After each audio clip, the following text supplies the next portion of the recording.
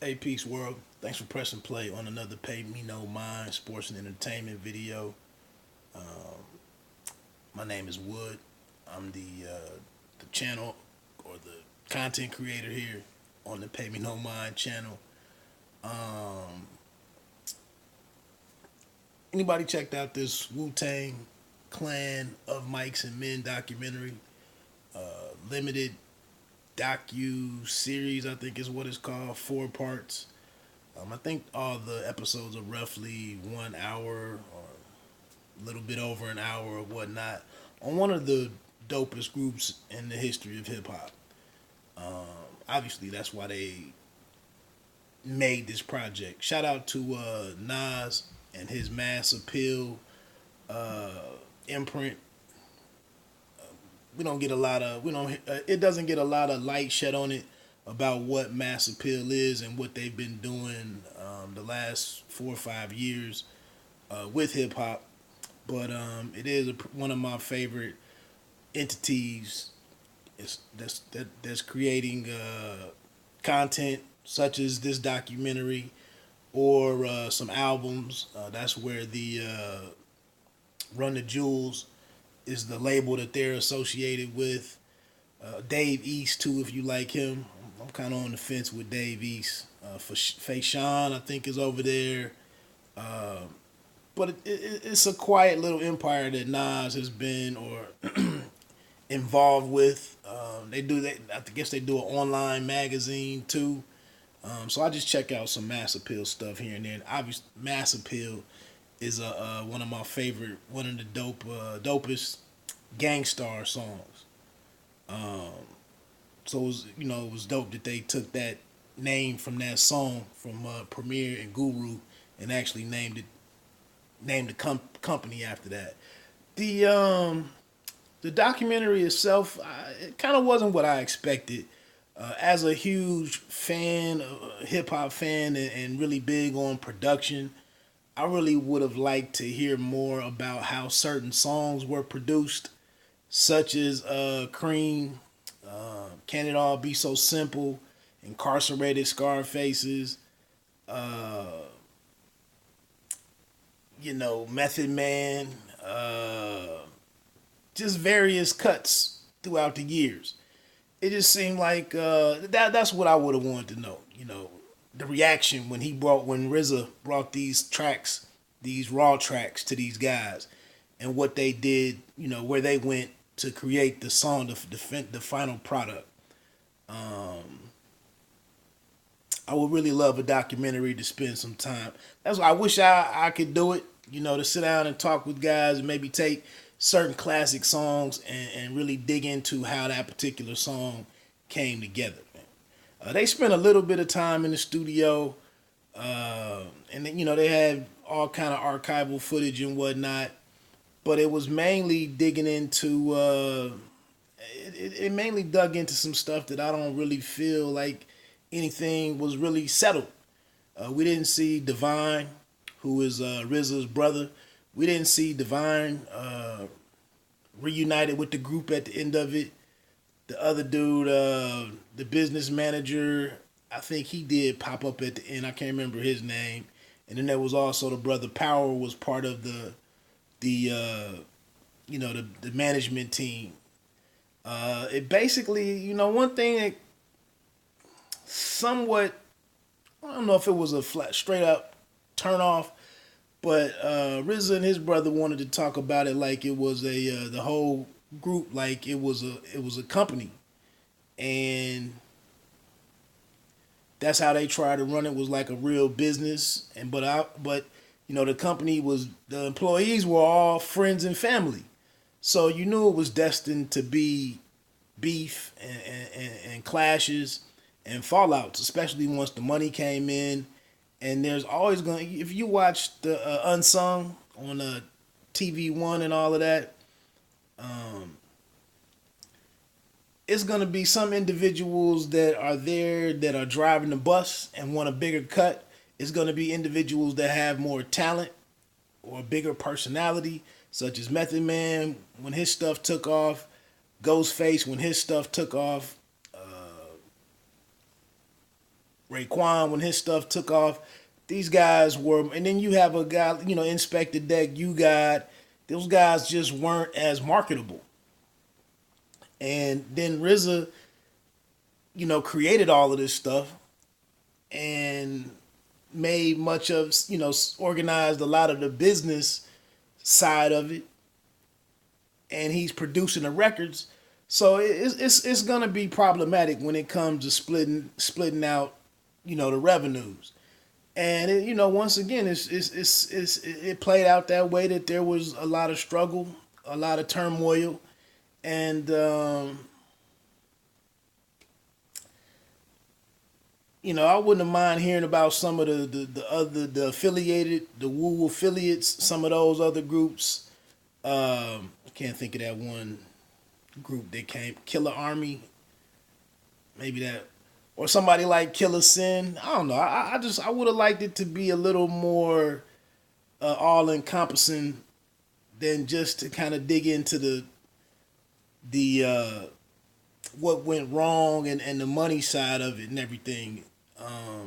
I did forget that Dame Dash had gotten involved with Old Dirty Bastard, and it was kind of interesting that Old Dirty Bastard might not have been. It seemed like he got some help, right? And it's a family thing, so nothing against Old Dirty ODB himself, but looking at it, it's like if Rockefeller and Dame Dash went and got into made a deal and signed ODB, like they weren't really getting an artist who could really stand on his own. He needed help. He needed the team concept to make it all work. And I just wonder, they get him in over at Rockefeller and the things that they were trying to do as a label, like how did that really fit in with their brand? And then you got to go and get RZA to bring him over and help him. I mean, enlist him to coach ODB along to, get something viable, a finished project out of ODB. It was interesting how once guys did leave, even that, I would have liked to known how Ghostface and Meth, they're splitting off to Def Jam. How did that go down? How did that happen? How did those projects come together?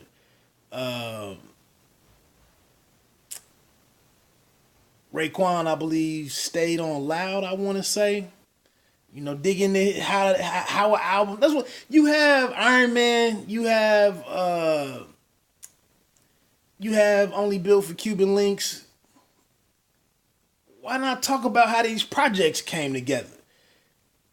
How we got introduced to these new chambers. I would have much rather taken in all of that.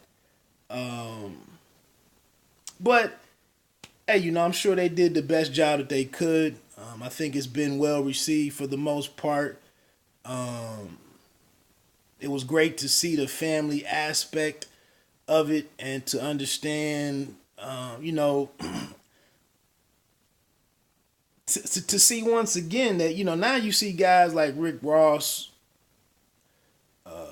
Puffy, Jay, you see some Drake, you see some of these guys, Kanye, with different degrees of money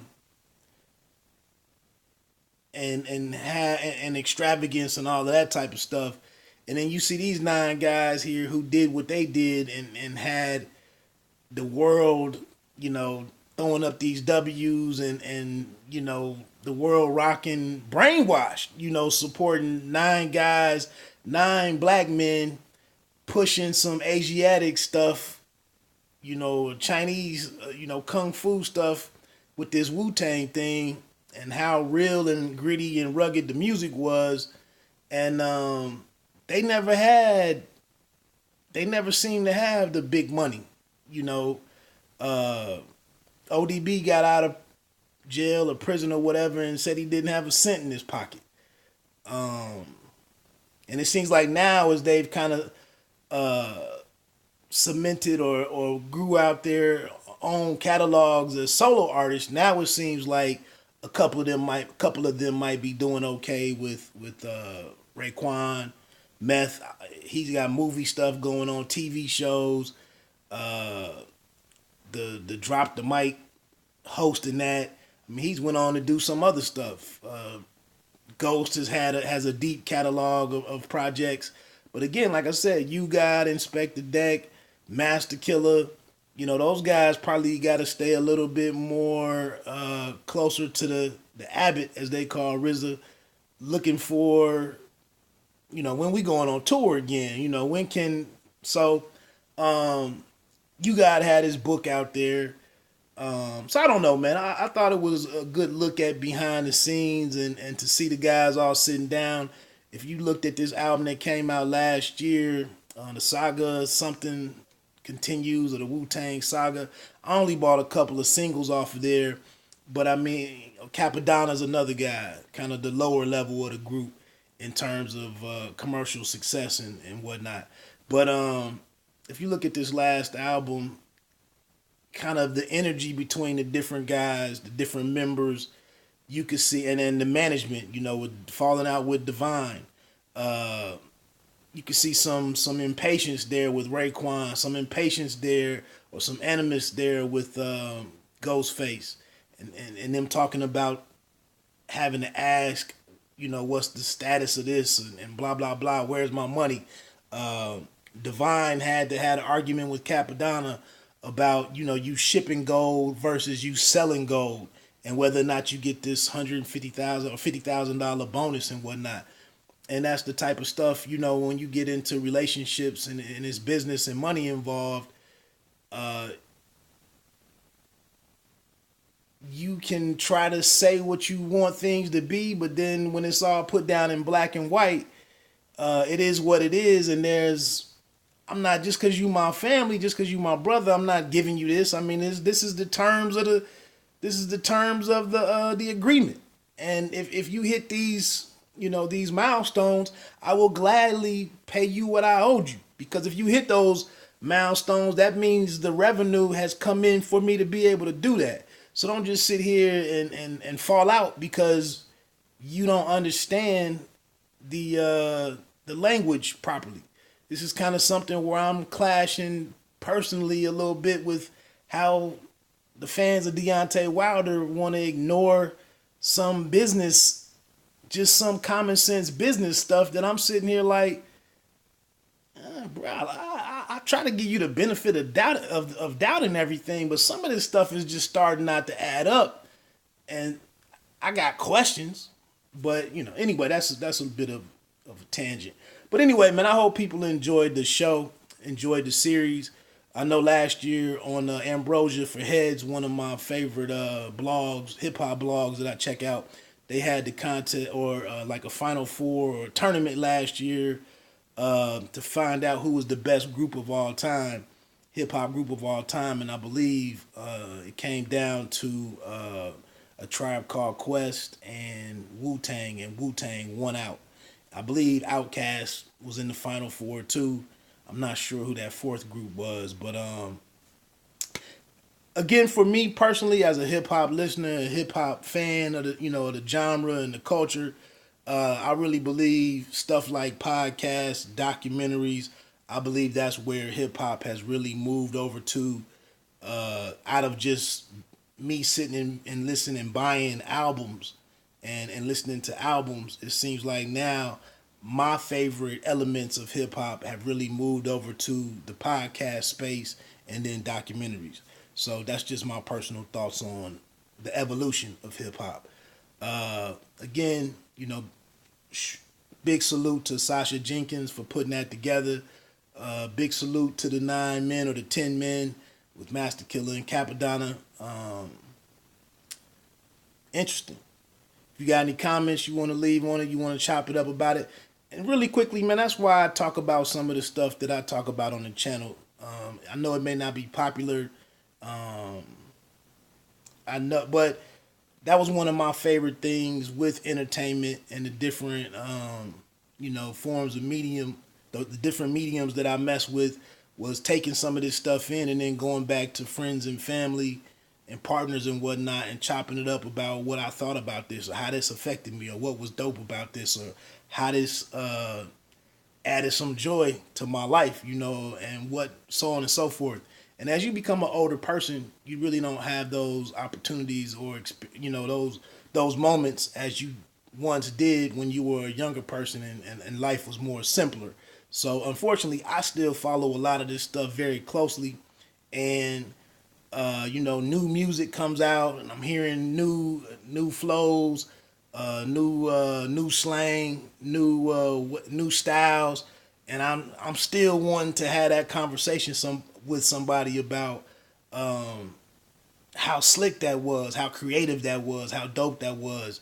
And it doesn't those opportunities are few and far between nowadays because everybody, life is more complex as you get older, and people don't stop and enjoy the little things, or they don't have the time to enjoy the little things anymore. So that's kind of why I'm talking about what I'm talking about here on the Pay Me No Mind. That's why it's named Pay Me No Mind, because despite the fact that I think some of this stuff is dope or interesting or enriches adult living, chances are somebody could still tell me, beat it with that. So it's Pay Me No Mind. Hey, look, man, I'm about to go see this in-game joint. It's 3 weeks later. I still haven't seen it, so I'm gonna go check that out and get ready for tonight's boxing, ESPN Plus, The Zone, and Showtime.